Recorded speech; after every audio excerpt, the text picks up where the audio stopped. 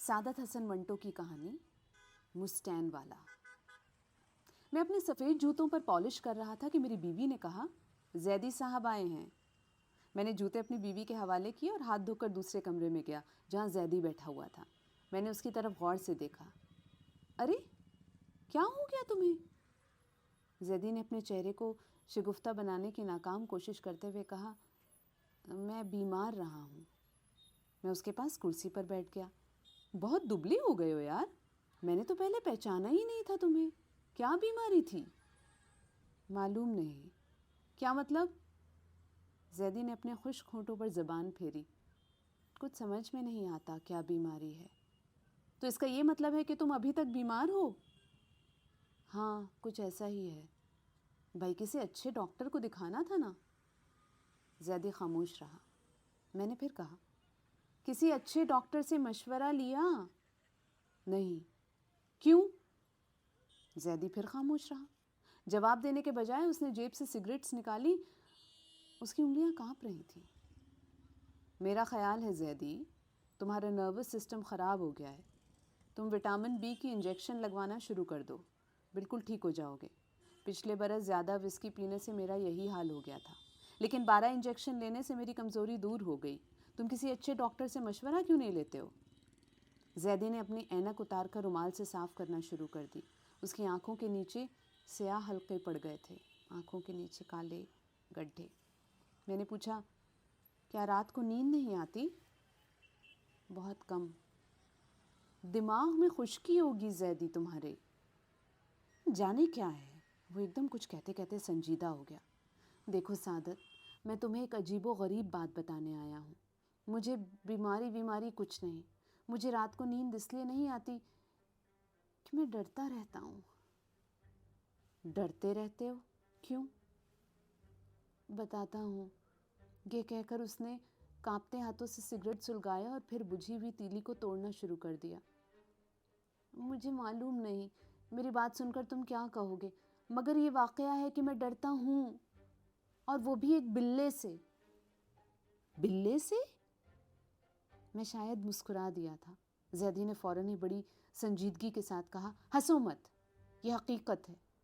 میں تمہارے پاس اس لیے آیا ہوں کہ انسانی نفسیات سے تمہیں کافی دلچسپی ہے، شاید تم میرے ڈر کی وجہ بتا سکو۔ میں نے کہا، لیکن یہاں تو سوال ایک حیوان کا ہے۔ وہ خفا ہو گیا۔ تم مذاق اڑاتے ہو تو میں کچھ نہیں کہوں گا۔ نہیں زیدی، مجھے معاف کر دو، تم جو کہو گے میں پوری توجہ سے سنوں گا۔ تھوڑی دیر خاموش رہنے اور نیا سگریٹ سلگانے کے بعد اس نے کہنا شروع کیا، تمہیں معلوم ہے جہاں میں رہتا ہوں 2 کمرے ہیں۔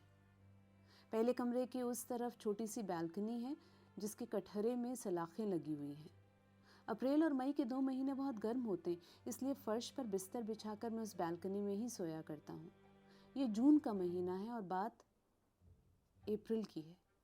میں صبح ناشتے سے فارغ ہو کر دفتر جانے کے لیے باہر نکلا۔ دروازہ کھولا تو دہلیز کے پاس مجھے ایک موٹا بلّا آنکھیں بند کیے لیٹا نظر آیا۔ میں نے جوتے سے اسے ٹھوکا دیا۔ اس نے ایک لہجے کے لیے آنکھیں کھولی، میری طرف بے پرواہی سے دیکھا جیسے میں کچھ بھی نہیں، اور پھر آنکھیں بند کر لیں۔ مجھے بڑا تعجب ہوا۔ میں نے بڑے زور سے اس کو ٹھوکر ماری۔ اس نے آنکھیں کھولی، میری طرف پھر اسی نظر سے دیکھا اور اٹھ کر کچھ دور سیڑھیوں کے پاس جا کر لیٹ گیا۔ جس انداز سے اس نے چند قدم اٹھائے تھے اس سے یہ معلوم ہوتا تھا کہ وہ مجھ سے بالکل ڈرا ہوا نہیں ہے۔ مجھے سخت غصہ آیا۔ آگے بڑھ کر میں نے ایک اور بڑے زور کی ٹھوکر ماری۔ وہ 10-15 زینوں تک لڑکھڑاتا ہوا چلا گیا، اور جب وہ اپنے چاروں پیر پر سنبھلا تو اس نے نیچے سے پیلی پیلی آنکھوں سے میری طرف دیکھا اور گردن موڑ کر کوئی آواز پیدا کیے بغیر ایک طرف چلا گیا۔ تم دلچسپی لے رہے ہو یا نہیں؟ میں نے کہا، ہاں کیوں نہیں۔ زیدی نے سگریٹ کی راکھ جھاڑی اور سلسلہ کلام جاری کیا۔ دفتر پہنچ کر میں سب کچھ بھول گیا، لیکن شام کو جب گھر لوٹا اور کمرے کی دہلیز کے پاس پہنچا جہاں وہ بلّا لیٹا ہوا تھا تو صبح کا واقعہ دماغ میں تازہ ہو گیا۔ نہاتے ہوئے، چائے پیتے ہوئے، رات کا کھانا کھاتے ہوئے میں نے کئی دفعہ سوچا، میں نے 3 دفعہ اس کی پسلیوں میں زور سے ٹھوکر ماری تھی، مجھ سے وہ ڈرا کیوں نہیں تھا؟ میاؤں تک نہ کی تھی اس نے۔ اور کیا انداز تھا اس کے چلنے کا، آنکھیں بند کرنے اور پھر آنکھیں کھولنے کا، جیسے اسے کچھ پرواہ ہی نہیں تھی۔ جب میں ضرورت سے زیادہ اس بلے کے بارے میں سوچنے لگا تو مجھے بڑی الجھن ہوئی۔ ایک معمولی سے حیوان کو آخر میں اتنی اہمیت کیوں دے رہا ہوں؟ اس بات کا جواب نہ مجھے تب ملا تھا اور نہ اب، حالانکہ پورے 3 مہینے گزر چکے ہیں۔ اس قدر کہہ کر زیدی خاموش ہو گیا۔ میں نے پوچھا، بس؟ نہیں، اس نے سگریٹ کو ایش ٹرے پر رکھتے ہوئے کہا، میں صرف یہ کہہ رہا تھا کہ میں نے اس بلے کو اتنی اہمیت کیوں دی ہے، میں اتنا خوف کیوں کھاتا ہوں۔ یہ معمہ اب تک مجھ سے حل نہیں ہو سکا ہے، شاید تم مجھ سے بہتر سوچ سکو۔ میں نے کہا، لیکن مجھے پورے واقعات معلوم ہونا چاہیے۔ اس نے ایش ٹرے پر سے سگریٹ اٹھایا اور ایک کش لے کر کہا، میں بتا رہا ہوں۔ اس روز کے بعد کئی دن گزر گئے مگر وہ بلہ نظر نہ آیا۔ شاید ہفتے کی رات تھی، میں باہر بالکنی میں سو رہا تھا۔ 2 بجے کے قریب کمرے میں شور ہوا اور میری نیند کھل گئی۔ میں نے اٹھ کر روشنی کی، دیکھا وہی بلہ کھانے والی میز پر کھڑا ڈش کا سرپوش اتار کر پڈنگ کھا رہا ہے۔ میں نے شش شش کی مگر وہ اپنے کام میں مصروف رہا۔ میری طرف اس نے بالکل نہ دیکھا۔ میں نے چپل کا ایک پیر اٹھایا اور نشانہ تان کر زور سے اسے مارا۔ چپل اس کے پیٹ پر لگی مگر وہ چوٹ سے اور مجھ سے بے پرواہ پڈنگ کھاتا رہا۔ میں نے غصے میں آ کر مسحری کا ڈنڈا اٹھایا اور آگے بڑھ کر اس کی پیٹھ پر مارا۔ اس نے اور زیادہ بے پرواہی سے میری طرف دیکھا، بڑے آرام سے کرسی پر کودا، آواز پیدا کیے بغیر فرش پر اترا اور آہستہ آہستہ ٹہلتا ہوا بالکنی کے کٹہرے کے سلاخوں میں سے نکل کر چھجے پر کود گیا۔ میں وہیں حیران کھڑا رہا اور سوچنے لگا، آخر یہ کیسا حیوان ہے جس پر مار کا کچھ اثر ہی نہیں ہوتا؟ سعادت، میں تم سے سچ کہتا ہوں، بڑا خوفناک بلہ ہے۔ یہ موٹا سر، رنگ سفید، لیکن اکثر میلا رہتا ہے۔ میں نے ایسا غلیظ بلہ اپنی زندگی میں نہیں دیکھا۔ اس نے ایش ٹرے میں سگریٹ بجھایا اور خاموش ہو گیا۔ میں نے کہا، بلیاں تو خود کو بہت صاف ستھرا رکھتے ہیں۔ وہ اٹھ کھڑا ہوا، لیکن یہ بلہ شاید جان بوجھ کر خود کو غلیظ رکھتا ہے۔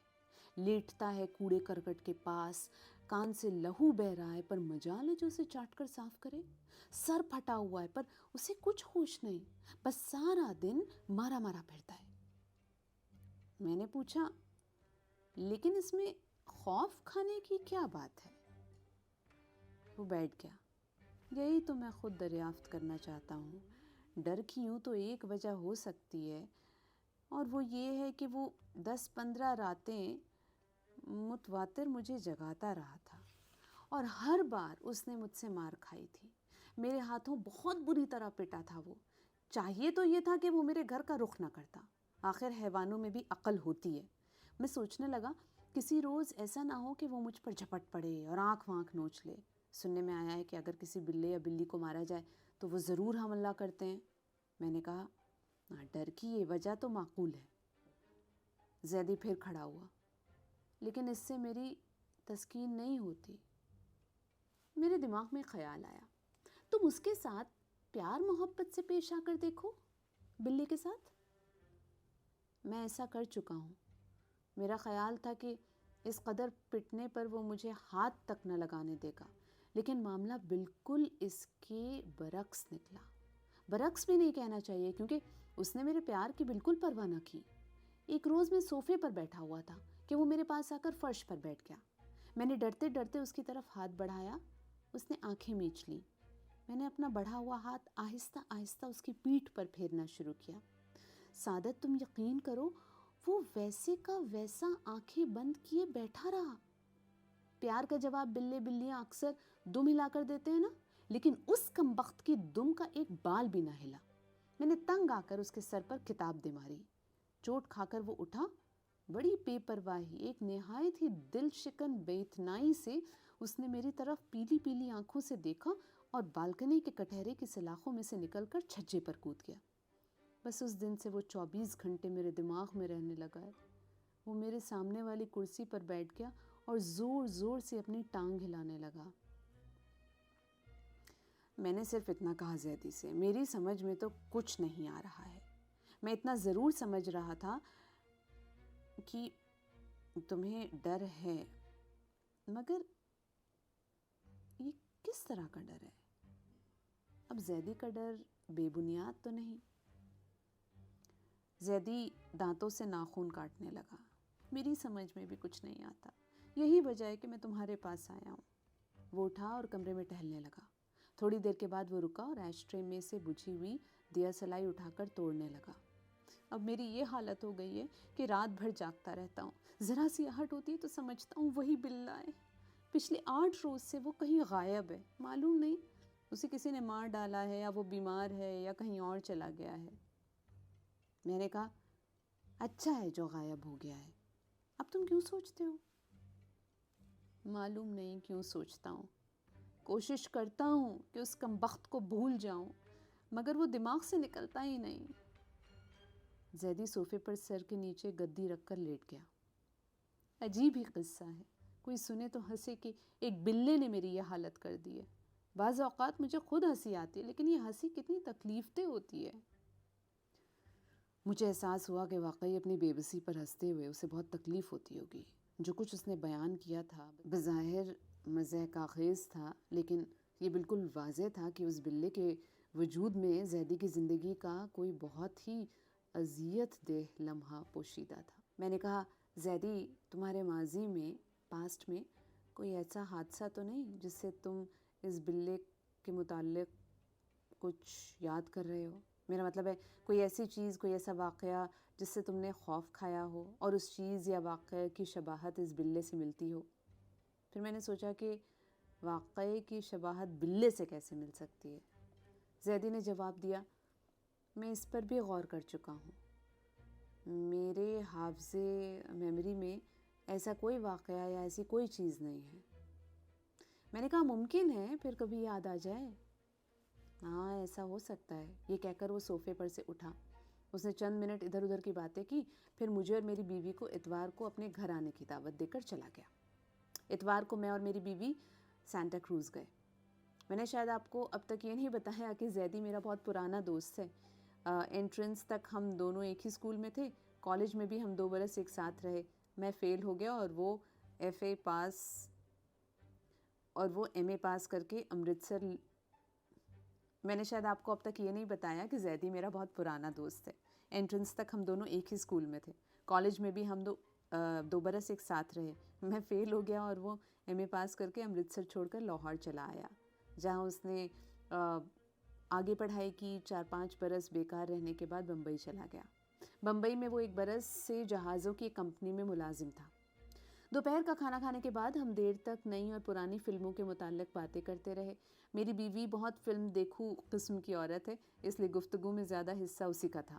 فلموں کے متعلق باتیں ختم ہوئیں کہ بالکنی کے کٹہرے کے سلاخوں سے ایک موٹا بلّا اندر داخل ہوا۔ میں نے اور زیدی نے بیک وقت اس کی طرف دیکھا۔ زیدی کے چہرے سے مجھے معلوم ہو گیا کہ یہ وہی بلّا ہے۔ میں نے غور سے اس کی طرف دیکھا۔ اس کے سر پر کانوں کے پاس ایک گہرا زخم تھا جس پر ہلدی لگی ہوئی تھی۔ بال بے حد میلے تھے۔ چال میں، جیسا کہ زیدی نے کہا تھا، ایک عجیب قسم کی بے پرواہی تھی۔ ہم 3 لوگ کمرے میں موجود تھے، مگر اس نے کسی کی طرف بھی آنکھ اٹھا کر نہ دیکھا۔ جب وہ میری بیوی کے پاس سے گزرا تو وہ چیخ اٹھی، یہ کیسا بلّا ہے سعادت صاحب؟ میں نے پوچھا کیا مطلب؟ میری بیوی نے جواب دیا، پورا بدماش لگتا ہے۔ زیدی نے بوکھلا کر کہا، بدماش؟ میری بیوی شرما گئی۔ جی ہاں ایسا ہی لگتا ہے۔ زیدی کچھ سوچنے لگا۔ تھوڑی دیر کے بعد وہ اٹھا، سعادت ذرا ادھر آؤ۔ مجھے بالکنی میں لے جا کر اس نے کہا، معمہ حل ہو گیا۔ کیسے؟ تمہاری بیوی نے حل کر دیا ہے۔ ذرا سوچو، کیا اس بلے کی شکل مسٹین والے سے تو نہیں ملتی؟ مسٹین والے سے؟ ہاں، اس بدماش سے جو ہمارے اسکول کے باہر بیٹھا رہتا تھا، مصطفیٰ، جسے سب مسٹین والا کہا کرتے تھے۔ مجھے یاد آ گیا، زیدی پر، جو لڑکپن میں بہت خوبصورت تھا، مسٹین والے کی خاص نظر تھی۔ میں سوچنے لگا، بلے سے مسٹین والے کی شکل کیسے ملتی ہے؟ نہیں ملتی ہے۔ مسٹین والے کی چال میں بھی کچھ ایسی ہی بے پرواہی تھی۔ اس کا سر بھی اکثر پھٹا رہتا تھا۔ کئی دفعہ ہمارے ہیڈ ماسٹر صاحب نے اسے لوگوں سے پٹوایا تھا کہ وہ اسکول کے دروازے کے پاس نہ کھڑا رہے، مگر اس کے کان پر جوں تک نہ رینگی تھی۔ ایک بار زیدی کے باپ نے اسے ہاکی سے اتنا مارا تھا کہ لوگوں کا خیال تھا اب وہ کبھی نہیں آئے گا، مگر وہ اگلے ہی روز اسکول کے گیٹ کے باہر موجود تھا۔ یہ سب باتیں ایک لہجے کے اندر میرے دماغ میں ابھری اور میں نے زیدی سے کہا، تم ٹھیک کہتے ہو، مسٹین والا بھی مار کھا کر خاموش رہا کرتا تھا۔ زیدی خاموش رہا، شاید وہ کچھ یاد کر رہا تھا۔ چند لمحات خاموش رہنے کے بعد اس نے کہا، مجھے یاد آ رہا ہے، میں 8ویں جماعت میں تھا۔ ایک دفعہ پڑھنے کے لیے میں اکیلا کمپنی باغ میں چلا گیا۔ میں ایک درخت کے نیچے بیٹھا پڑھ رہا تھا کہ مسٹین والا نمودار ہوا۔ اس کے ہاتھ میں ایک خط تھا۔ وہ مجھ سے کہنے لگا، شہزادے یہ خط ذرا پڑھ دے۔ آس پاس کوئی نہیں تھا۔ میری جان ہوا ہو گئی۔ مسٹین والے نے خط میری ران پر بچھا دیا۔ میں ایک دم اٹھا اور بھاگا۔ اس نے میرا پیچھا کیا، لیکن میں اس قدر تیز دوڑا کہ وہ بہت پیچھے رہ گیا۔ گھر پہنچتے ہی مجھے تیز بخار چڑھ گیا اور 2 دن تک عجیب سی کیفیت رہی۔ سعادت، میری والدہ کا خیال تھا کہ جس درخت کے نیچے میں پڑھنے کے لیے بیٹھا تھا وہ آسیب زدہ تھا، مطلب بھوت پریت رہتے تھے اس میں۔ زیدی یہ کہہ ہی رہا تھا کہ بلّا ہماری ٹانگوں میں سے گزر کر کٹہرے کی سلاخوں میں سے چھجے پر کود گیا۔ چھجے پر چند قدم چل کر اس نے مڑ کر پیلی پیلی آنکھوں سے ہماری طرف اپنی مخصوص بے پرواہی سے دیکھا۔ میں نے مسکرا کر کہا، مسٹین والا۔ زیدی جھینپ گیا۔